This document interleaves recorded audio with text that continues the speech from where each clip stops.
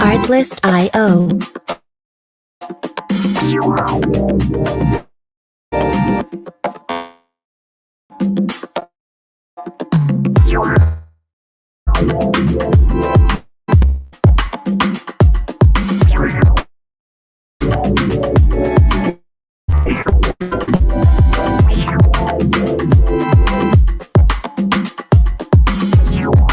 Music licensing reimagined.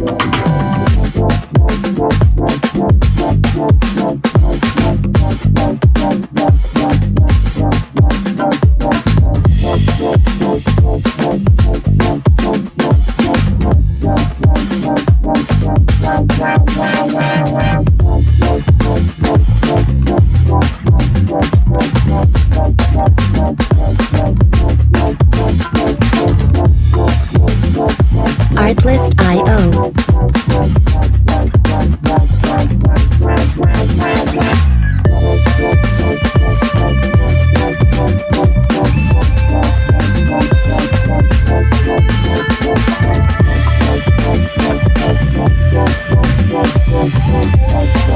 Music licensing reimagined.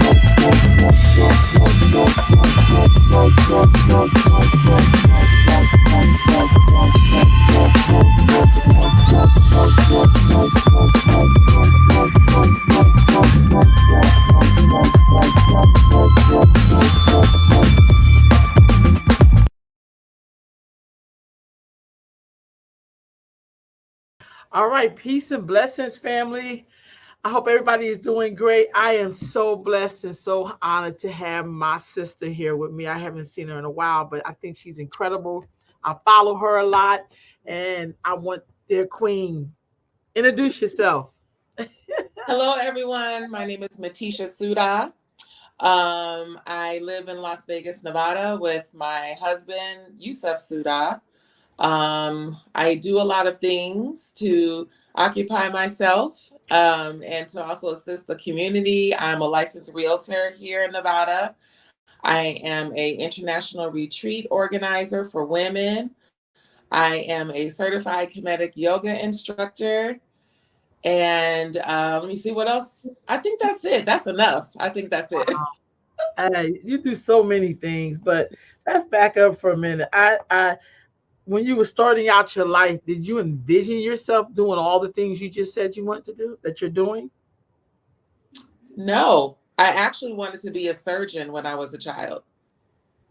Okay. And if I'm sorry, go ahead. No, I'm just saying. So, where did you start out at? Like, what part of the country did you start out from?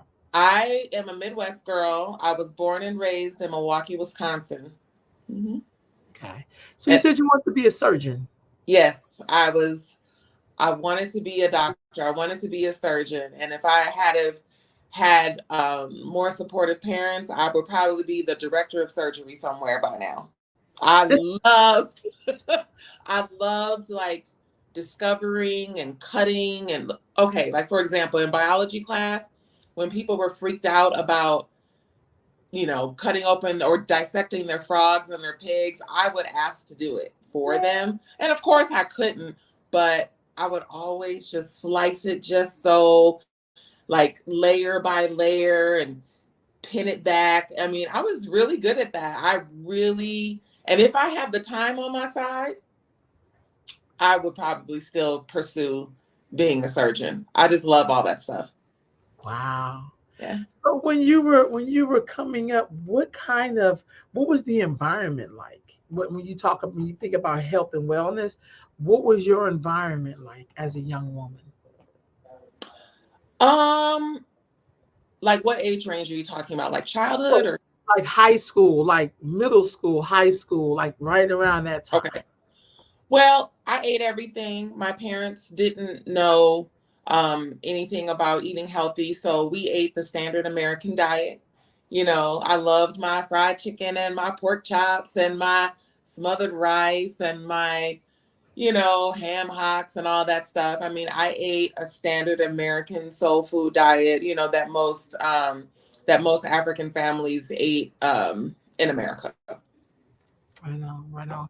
So when you look back at that particular time, the adults in your life, what was their health status when you think back Very on that? poor. And since then, it has declined a lot. I've had a lot of people pass from, you know, um, preventable diseases, that could be controlled through diet. Um, my mother currently has cancer. So, it's kind of the typical story of what we go through as Africans living in America, still holding on to the food that, that plantation owners passed down to us, giving us the scraps. And, at that time we had to do with what we had because we had to survive, we had to eat.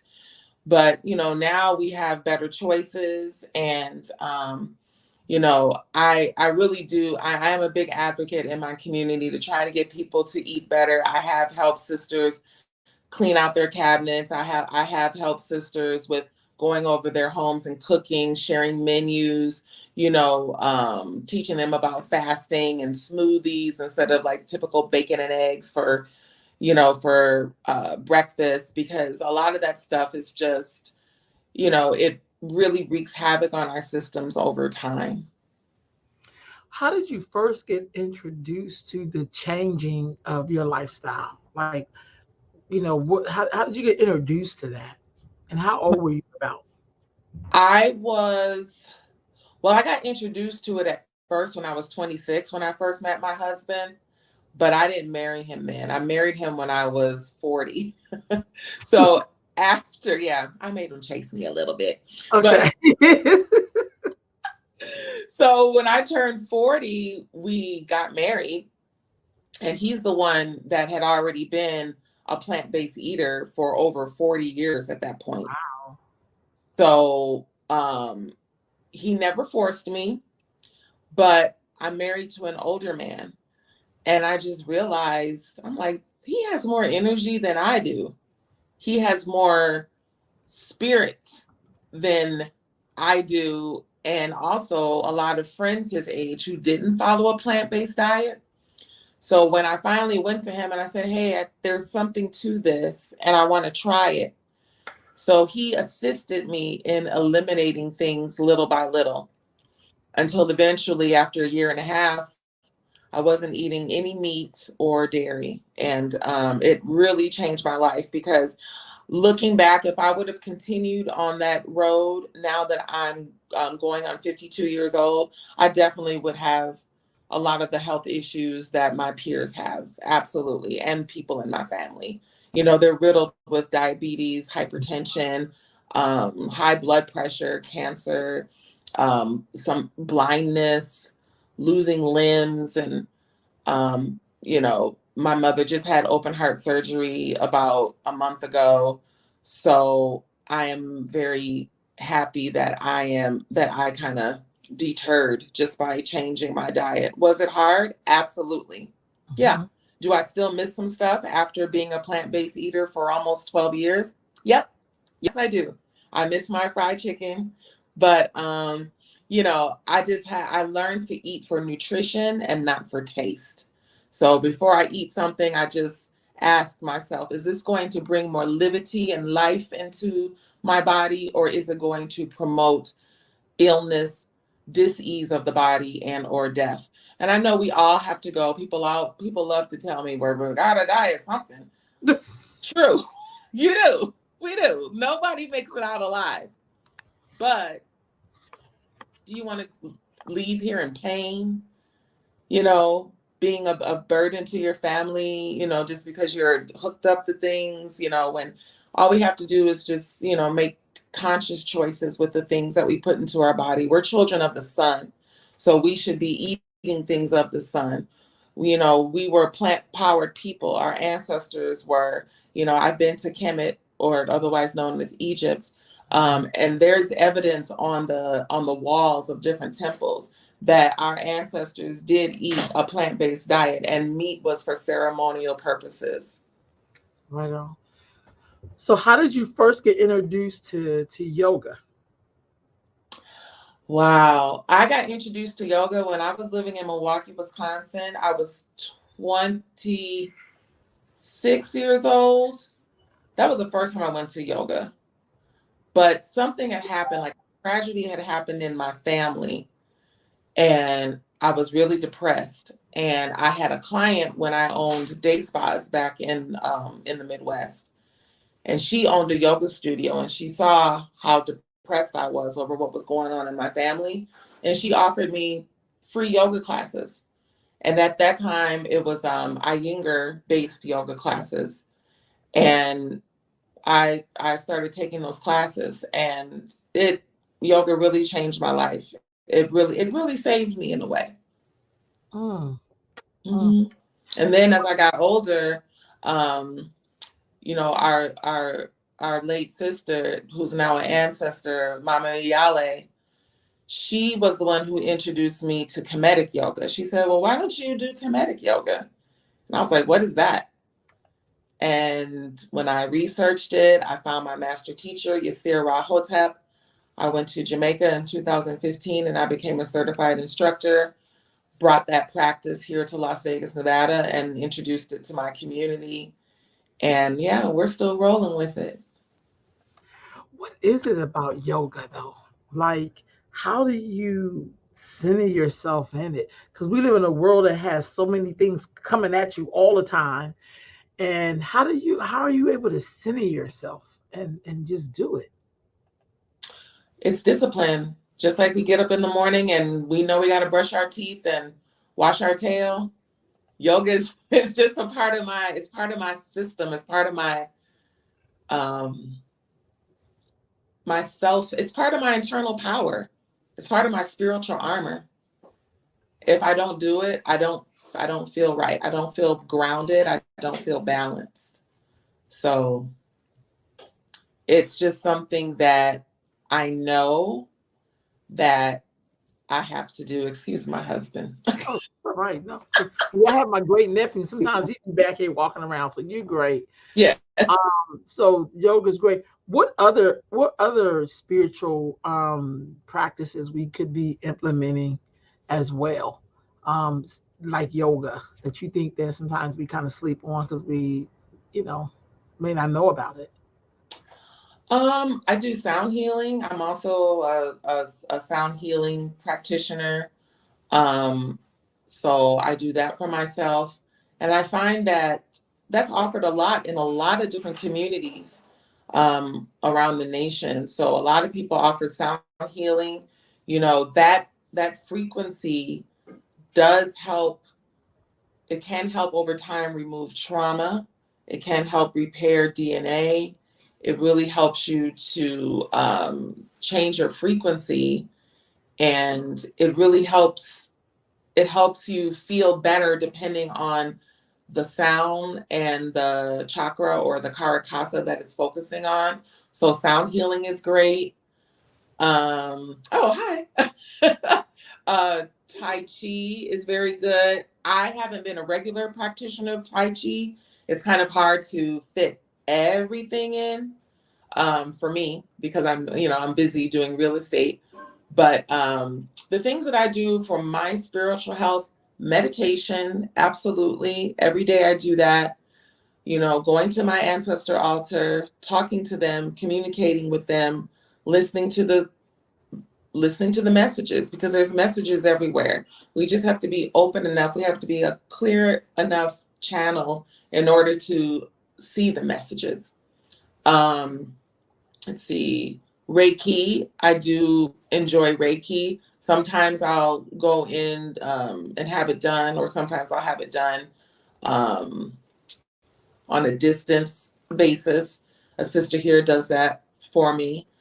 Um, and I know this isn't considered a spiritual practice, but you got to rest. Hmm. We have to rest. Resting in a clean, calm environment is detrimental to our health. We have to rest, and not just close our eyes and get a nap, but really rest. Spiritual baths, that's part of my routine. Um, Earthing. I go to parks a lot and just sit on the grass. I just lay on the grass. Sometimes I put my legs up a tree and I'll just allow the earth to take any type of negative energy or any type of problems or issues that I may be dealing with, because sometimes real estate is very stressful. So I need to, just get that out of my body. The earth, is a wonderful healer. That's healer number one. Everything that we need is, on the planet. So those are just a few things that I do. So, okay, so you said a few things, because most times a lot of us do religion, and and that's one thing. But what you're talking about really is like a deep connection, like to being present. You know what I'm saying? Like just to even be still, and lay on the grass long enough. Some people don't even like to touch grass or They like, sure don't. They sure don't. You're right about that, sis. I you know, remember, just teaching yoga. When I taught yoga in the past on a very regular basis before COVID, when I'd say classes outside today, people's whole faces would shift and change. I'm like, no, we have to get the energy of Ra. We got to get the energy of the sun. We have to get the grounding of Geb, the earth. We have to breathe Shu, the life force energy of the air. People talk about, oh, bugs and this and that. I'm like, listen, we're part of nature. We're going to have to get over it. And actually practicing yoga outdoors is my favorite way to practice yoga. how would someone start? If someone's watching this and they was like, because sometimes you go to the yoga class and it'd be full of other folk, but like people act like you have to be like a tree hugger to do these things. You know what I mean? How can one just start, to even introduce themselves to yoga? Just breathe. Breathe. Yoga is really about the breath. It's not about standing on your head. It's not about doing the splits. It's not about doing, being super flexible. It is about being, like, having conscious awareness of your breath, taking full inhales, filling up the lungs as much as you can. At the top of that inhale, you want to hold the breath, as long as you can comfortably, maybe to a count of 3 to 5 in the beginning. And then you want to have a full exhalation. And then at the bottom of the exhalation, you want to honor the void too by holding the breath. And then while that's going on, after you get finished with that, or you get that on a good rhythm, then you can start really focusing on the breath, just listening to the breath. Is your breath shallow? Do you feel wheezing? And as you continue to do conscious breathing and clear up your diet, those things will clear up. So yoga is really mainly about the breath. True yoga is. It's not about flexibility or what you can do with your body. It's a spiritual, ethereal practice. So the phases of life, when for those who are still menstruating, what are some of the things they can do to help them have better health? You know what I'm saying?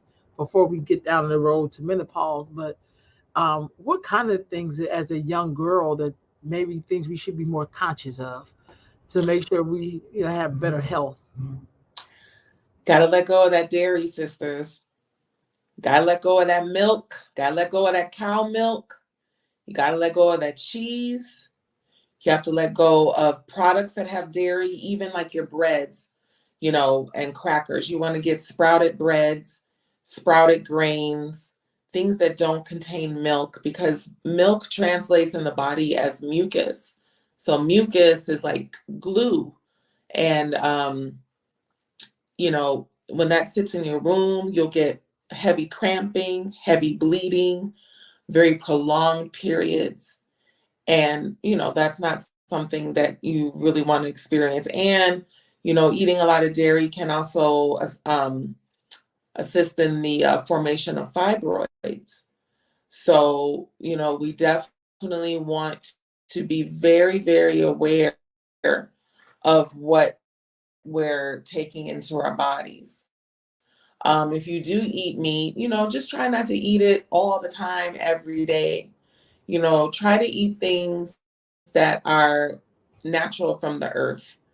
Um, that that's a huge thing, because I know when I started my transition, I noticed that my cycles were practically non-existent when I changed my diet, and my cramps just went away. So that's the advice that I would give to the young women. It's very important to watch your dairy intake. If you lessen that, your cycle will completely change. How important is housing to your health and wellness? It's very important. Your environment, in my opinion, is a reflection of what's going on inside in your mind. If your house is chaotic, if it's dirty, if it's disorganized, if it doesn't smell good, if stuff is everywhere, that's a reflection of what's going on. But when your space is airy and clean and comfortable and beautiful, that really helps you get things done. It helps you be more productive. Um, it and it also allows for your environment to be calmer and less stressful, especially if you're living with other people. So you're saying having a clearer house kind of allows energy to kind of move freely. Yes. Yeah, I mean that's just my opinion, but yes. I also cleanse my house on a regular basis spiritually. So whatever I'm feeling my house may need, I may burn some cedar, I may burn some thyme, I may burn some sage, I may burn some, it just depends. But and then, having the windows open while you're doing that, so stuff just isn't circulating around. But yeah, that's very, very important. Very important to keep the energy clear in your home, because that's where you're laying your head. That's where your children are laying their heads, and, your partner. So you want to have the energy of your home just to be as peaceful as possible. So in my opinion, organization really helps with that. What about in terms of having people in your space? Mm. How much does that contribute to your health and wellness? I think a lot. I don't let everybody in my house. That's I think that's kind of like a very African thing, like we've all heard our grandma be like, nope, you can't go over there, or nope, they can't come over here. Oh, they don't sit right in my spirit. And, Sure. if you feel that, then you should not feel obligated. Like, your house is your sanctuary, it's your temple. It is your place for you to do your work. So if you have an energy around that does not align with your spirit, yeah, everyone is not invited to my home. What kind of uh, either exercises or I don't know, it can be retreats. A lot of people are dealing with trauma. What are some of the ways people can start to address those traumas? Well, we have to stop covering it. We have to start talking about it. That's the first thing.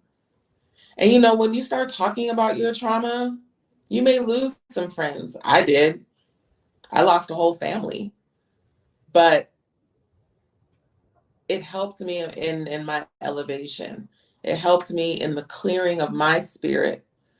And, it assisted me in turning my pain into power, into helping the young girls that I assist, my sisters, China Hudson and Nikki Palacio, with in the Girls' Rites of Passage. Mhm. I can't tell them that you know, they need to be more open. If I'm not open, if I'm afraid to tell my story, and, you know, your story or our stories help to empower other women, other people. So it's very important to start talking about it. Um, you know, I was a little renegade when I was younger. Like, I actually confronted the person, you know, when I was younger. And that person has, you know, since deceased, but, you know, there was really no real apology or anything. There was just like, you know, yeah, I did it. And what, you know, but sometimes you have to accept the non-apology that you're never going to get. And you just got to move on with your life. And so, you know, I was very fortunate to meet a man, you know, when I was 26 years old, who's currently my husband, who really helped me who's helping me still, you know, work through that trauma, because sometimes it pops up and, you know, it manifests into self-doubt. It manifests um, into depression, into anxiety, you know, but I know that I've come a really, really long way. And I'm definitely a changed person from, you know, my younger years. Wow. So did you go to counseling, uh, or just had really good friends, or like what was your journey to that space to reclaim your power? I did not go to counseling because at the time, it just wasn't even something that I thought about. Right on. Because, you know, our people, especially 20 years ago, we did not talk about mental health. We did not go to therapy. We did not go to psychologists, psychiatrists. We didn't do any of that. Wow. And if you did, you know, you were labeled. But it wasn't even a thought for me. It just mine was just like deep spiritual work, ancestral connection, you know, connecting and listening with my husband, and reading, writing, nature connection, changing my diet. It just kind of like, I'm not going to say washed everything away, but it just helped me deal with things better and just put everything into perspective more. But, you know, counseling is something that I would probably look into now at this time. But I just haven't done it. But I do believe that people should get it if they need it. Absolutely. Mhm. So how would you sum up your 20s when you were in your 20s? What were those times like for you? I was so ratchet, you bro. I was out there because in hindsight, I was dealing with all the stuff that happened to me when I was a child. You know, I drank heavily, I smoked heavily, I partied heavily. I rarely got any sleep. I was always clubbing. I was always trying to pretend I was having a good time, but inside I was dying. Mm. That sums up my 20s. So Keeping it how, real. how did you get from Milwaukee to where you are right now? I got to Las Vegas because my husband got an opportunity to be CAO of a company that deals with diesel emissions. So they were headquartering here. So we moved here in 2011. So Okay. that's how I got to Vegas. Okay. So was it different from coming from where you were from? Yes, definitely. What were Def- some of the differences? well, I enjoy the weather in Vegas much more. I'd rather be hot than cold in the Midwest. Um, I felt like I left at the right time because I felt like I was being choked. I needed to remove myself from my birthplace and from all of the negativity that I experienced when I was living in Milwaukee. And being able to step back from Milwaukee really was the genesis of my healing. Mm. And then when I moved to Vegas, I was pretty isolated for the first year or two, but then I met my sisters, China Hudson. My husband found the West Las Vegas Art Center, and I ran to the art center because I didn't really see any Black people in Vegas when I first moved here. I was like, where are people? So I started taking African dance and African drumming, and then I became a yoga instructor, and then it just like went from there. So, Las Vegas is a very spiritually healing place for me, but Wow. I'm not going to stay here for the rest of my life. So what did African dance offer you? Healing. Now, I have two left feet. I am not the best dancer, but there was something about those drums and just moving your body. It was like a resurrection when I first went to African dance. And I had seen African dance performances before, and I thought they were always so beautiful. So I decided to go, and yeah, that definitely was a part of my healing. And I picked up some weight when I first moved from Wisconsin to Nevada, so that was hard for me, and I didn't know where I picked up this weight. I was like, why did I gain like 30 pounds out of nowhere? African dance, like, it just took it off within a few months. I was, back to normal, but I really didn't realize the power and magic of the drums. And then I started, dancing regularly for quite a long time. I even had the nerve, I'm gonna say the nerve because I'm not a good dancer. I even had the nerve to join the African dance company and do some There performance. you go. I was always in the back, but That's all right. yeah, but I was just so joyful. I was so happy to be able to do that with my sisters and brothers. So yeah. Wow, I think that's awesome. It's like when people join the church choir, they can't really sing, but you ain't gonna never really, they just in the choir. You Yeah. know what I mean? So I think that's awesome. You know what I'm Mhm. saying?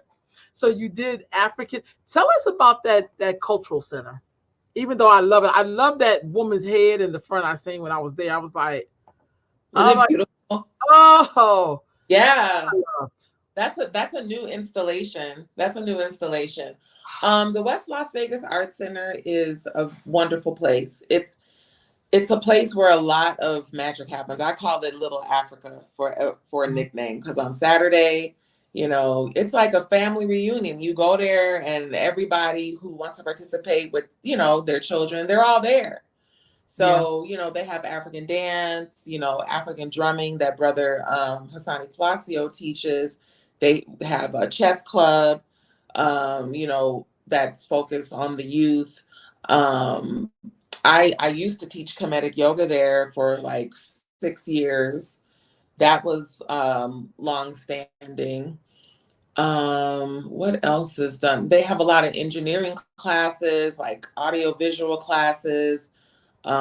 They have ballet, they have tap, they have hip hop classes. I mean, it's everything. It's the center of the community. Yeah. I love that you have the young people, but you also have elders, and you have everybody in between. And it just feels like a community. It's like if I It want is. to find us, you go there. Yep. And That's there we exactly are, where you go. Yep. which I really, really love. How do you feel now approaching as you get older? Let's talk a little bit about menopause. I know sometimes in our community we don't really talk about that subject as much as we should. Mhm. Um, and very few of us are blessed to even go through that, Exactly. considering how hard things can be and how life is. Hmm. Menopause, what has that journey been like for you? Different. I didn't know what was happening to me. And the first sign of it I had when I was 46 years old. I didn't have a cycle for like 6 months. And at first, obviously, I thought I was pregnant. And I took a test and I wasn't. And, it's not, unfortunately, because of what, the trauma that happened with my family, I couldn't ask my mother about it. So I would ask my aunts about it. And, my aunt was like, well, we all stopped at 40. I don't know why you're that age and you're still having it, but anyway, after the 6 months, it came back. And I have still been having irregular cycles. And now I'm 51. Um, it's still here. Like, but I almost think because my diet is so different from my family's is the reason why I still am menstruating. But it also affected me emotionally. Like, I didn't know why I wanted to be alone. I had to talk to my husband and be like, listen, I don't know what's going on with me, but I'm just going to go to the park today and read a book. I need to be by myself. I'm going to send you my location, but I don't know what's going on, And then I started talking to other elders in the community, and they were like, this is what you're going through. But the real answer was when I got my hormones checked. So I recommend to all women to get your hormones checked. We are fortunate enough to have a wonderful OBGYN her name is Dr. Martha Jehobitzer. She's in our community. She's a sister. And she sent me for blood work, and my estrogen and my progesterone were 0. She was like, I don't even know how you're standing. How are you standing? I was like, I don't know. I just had, we're African women, we're Black women, so we always gonna get it done regardless. So I was pushing through and pushing through and pushing through. But it was crazy because, I'm a realtor. So when I would go show homes, sometimes I would get so tired just driving that I would have to pull over in a parking lot, lock all my doors, crank all the AC because we're in Vegas, and I would have to knock out for 45 minutes. Just that's how tired I would be. Wow. Mm-hmm. So my symptoms were extreme fatigue, central weight gain. I just gained in my belly, and irregular cycles and irritability. Wow. But now through herbs, that's no longer. And I did try HRT for a period of time, but that didn't really work for me. HRT? Hormone replacement therapy. Okay. Because my progesterone and my estrogen were non-existent. So at first it was great. I had a lot of energy. But then when I had my cycle, that estrogen, I would bleed for like a month. So I was like, nope, can't do that. So I got off of it. And so I'm still feeling great. And I just am very aware of what I eat. And I'm very aware of my, my herbs. Like my herbs are my medicine. Right on, right on. So, what things do you think we could do in our community to be more aware of menopause? Well, the older women who are ascending into menopause need to talk about it. I started talking about it really about 5 or 6 years ago when the yoga studio was open. And it was funny because I would have conversations with women individually, but then when I would offer classes that were based around menopause, no one would come. And my classes would always be packed. But if I put menopause on something, no one would come. I'm like, why are we so ashamed of this? To me, menopause is like, it's part of puberty, adolescence, and then menopause. Like, it's just the big sister of puberty. It should be just as celebrated. Because in my research about menopause, it is a time when women go into themselves because they have spent decades raising their families, taking care of their husbands. Now it's time to concentrate on your creative fire. And if you don't have an opportunity to do that, you can go into some type of mild depression. We need a little bit more time to ascend through that transition, and it's not celebrated. And I just really want to change the narrative on that. So tell us about your retreats. So the retreat that I am hosting with my lovely, beautiful aunt, Auntie Bingy, she lives in Portland, Jamaica. Portland, Jamaica is like my favorite place in the world. I will live in Portland, Jamaica soon. I will take my last breath in Portland, Jamaica. Like that's my spot. I've traveled the world and that's my spot. I don't know why. I don't think I may have some ancestral connection there, but it's a very African place, you know, like it's very bush, and I really like that.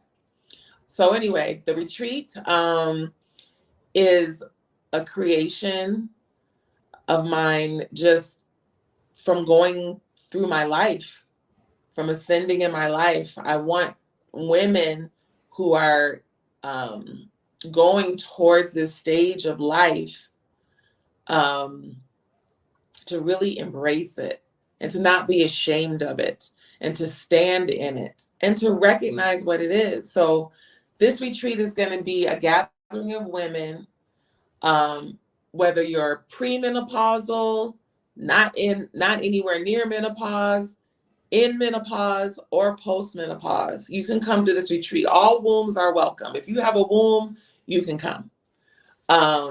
So we have, different activities lined up. We have beautiful accommodations right on the ocean, Seabell Resort. We are going to have a plant-based retreat. And all the food is going to be made by Aunt Bingy. I met Bingy back in 2016 for the first time, and I've been going to visit her very regularly since then. And, we're like family to each other. Her food is amazing. It is healing. When I go to Jamaica and I eat Auntie's food for a week, 2 weeks, 3 weeks, I'm a different person when I leave. Like she's just an amazing woman, and her magic and her spirit and her love goes into that food. And just to know that we're eating real organic food, not that crap that we get from the grocery store that says organic, that we think is organic. But, me and Auntie be walking down the road, there'll be a tree full of akis, and, she'll double up her lapa or her whatever, and she'll start picking the aki. She's like, oh yeah, we're going to have this for dinner tonight, man. I love that. And just eating like breadfruit and yam and plantain, and just drinking natural water that's shooting out of the side of a mountain. You don't have to buy water. It's just so anyway, we're creating a magical experience for women who just need a break. It's 1 week. It's June 11th through the 18th. And we're going to go on excursions, and we have indigenous women of the island, bush women, who are definitely going to give you that work, education about herbs, about living a stress-free life. So not only do we have Auntie Bingy, we have Sister P. Sister P is like you in Jamaica, bro, but she's in her 70s. Like she is an activist, and she's been doing it for decades. Like every time I sit with her, I'm like, man, you're Sister Ro. In fact, today, if you go on my Facebook page, there's an interview with Sister P. So go and see yourself in about 4 Okay, I'll show you. So her, and then there's Mama G. Mama G lives in Charlestown, which is close to Moortown, and she's an indigenous bush woman. She's going to help us in trying to live a more natural life. We're going to go to the African Museum up in Charlestown, and we're gonna create like a coal stove by the river. We're gonna have lunch by the river, made by our own hands, swim in the river, sit by the river. I mean, there's gonna be so many wonderful things that we do. we're going to have yoga. I'm going to be teaching Kinetic Yoga every day. We're going to wake up every day around 6:30. We're going to have 90 minutes of yoga and meditation. That's going to start our day every morning. And if you are a carnivore, don't be afraid of, because there's not going to be any meat. The food is filling. When you eat plant-based food, please keep in mind that it is so high in nutrients and minerals and vitamins that you're not going to eat as much. And that food is going to clean your colon. It's like an active colon cleansing every single day. So it's going to help to clean out what may be sitting in your colon, for a long period of time. So, people who eat meat, they tend to think they don't get full, if you eat plant-based. But we really shouldn't be eating until we're full anyway, but that's a whole different conversation. But just know that you are going to be nutritionally satisfied, and it's going to get to the point where you're like, okay, I can't even eat lunch because I'm still full from breakfast, or I can't even eat dinner because I'm still full from lunch. And, with all of our activities that we'll be doing, I guarantee it's going to be magical for anyone who chooses to attend. Wow. So I got your flyer up. The only thing I didn't see, if people wanted to register for this, how would they do it? Because that's the first page. There's actually a second page Okay. to it. Yes. But anyway, you can go to www.headwrapsandcowrieshells.org. That will show you videos of my past trip to Jamaica, which I was just there in January. Head wraps and what? Head wraps and cowrie shells. So head wraps and then COWRIE shells.org. And it gives full details of the retreat. It has past video of what Auntie Bingy and I were doing. And you can register there. But yeah, there is a second page to the flyer. What made you put this retreat together? Because I didn't have the assistance that I needed when I was starting to go through menopause. I couldn't get the answers that I needed. Sometimes when I went to people and asked about it, they'd be like, you'll just get through it. That is not good enough for me. Not a good answer. That is not a good answer. Don't tell people they just gonna get through it. Like, so I just decided to start this retreat because we need assistance. We need a group of sisters that are going to be able to support each other through this ascension, and I purposely named it the ascension because, so many people think, oh, menopause, you're washed up, you're old, you don't have anything to offer. Go and just go by the wayside. You're not this, you're not that anymore. No, we are ascending into our femininity, into our creativity, into more life. We've done our job partially for the planet. And now it's time for us to, ascend to the next level. Menopause is a beautiful thing if you know how to handle it. It can be a beautiful thing. But there's certain things that women will succumb to because they're craving certain things and they just have to have certain things. But you don't. It's just a matter of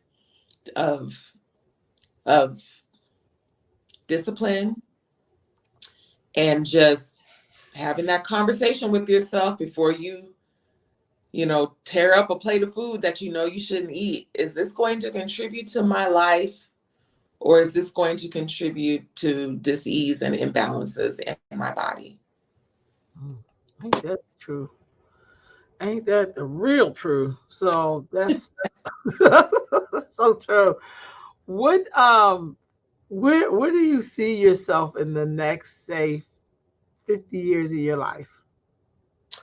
I'm going to be an old bushwoman living in Portland, Jamaica. I'm going to be the woman that came from the United States that's going to be helping all the young girls and all the young women, making sure they're educated, making sure that they have access to their dreams and their goals. And that's why I'm here. You know, I am, even though I'm not a physical biological mother, I am a mother. I am a part of the motherhood. I am a part of the sisterhood. And I feel that I didn't have children just so I could have time for everyone else's children. I really do. I feel like that's part of my mission in life. So, you know, my work with young girls started in Las Vegas, but it will definitely end in Portland, Jamaica. I know I'm going to be a triple digit person. You know, I'm going to be teaching classes on how to eat. I'm going to be helping my auntie run her restaurant, you know. I'm going to be a retreat organizer with women coming from all over the world, you know, coming to Portland, Jamaica, to learn, to rest, to heal, and to, you know, start their journeys of love and healing.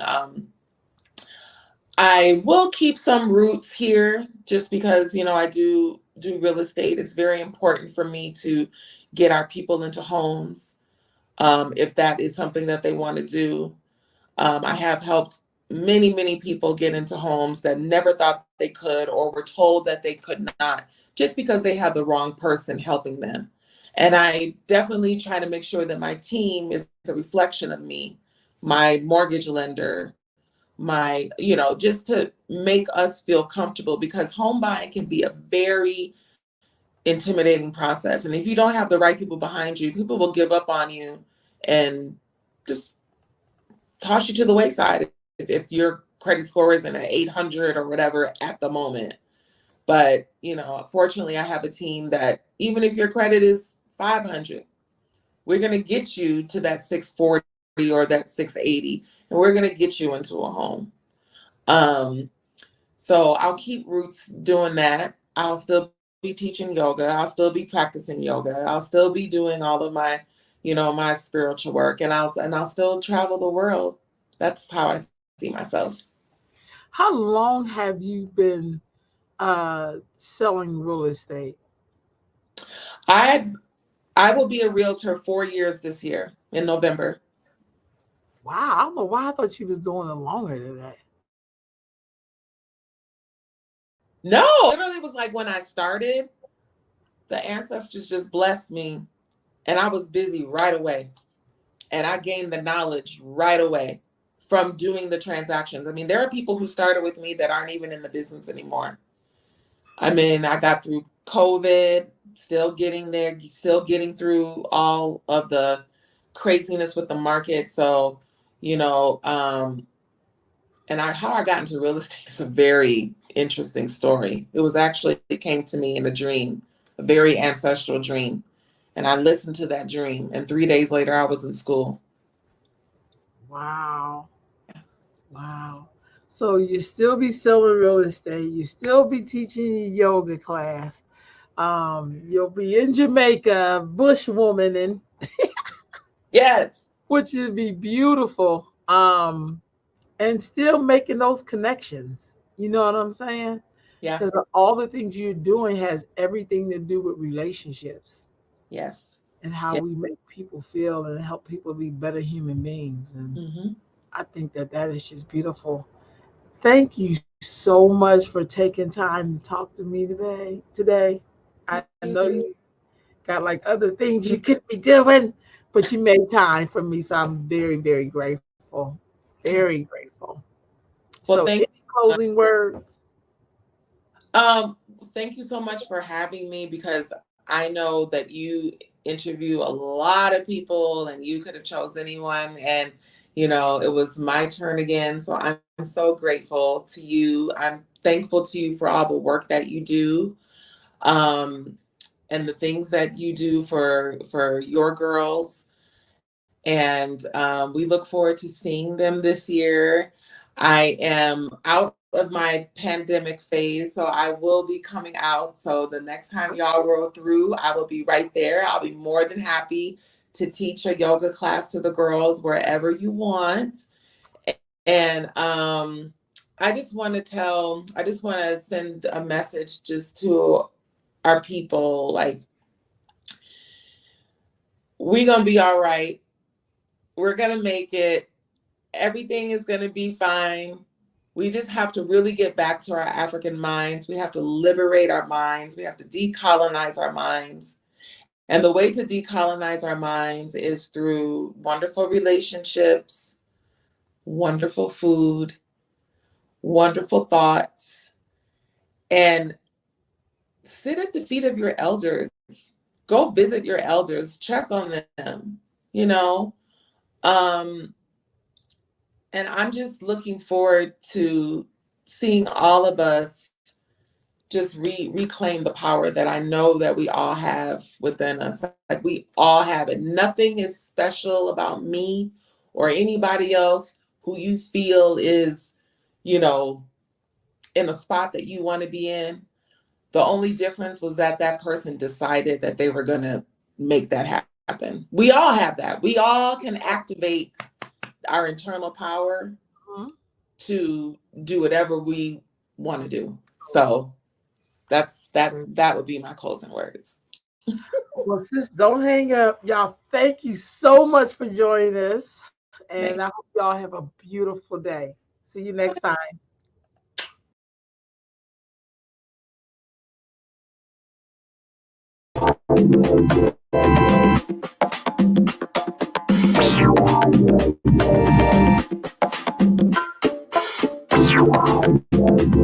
Artlist.io.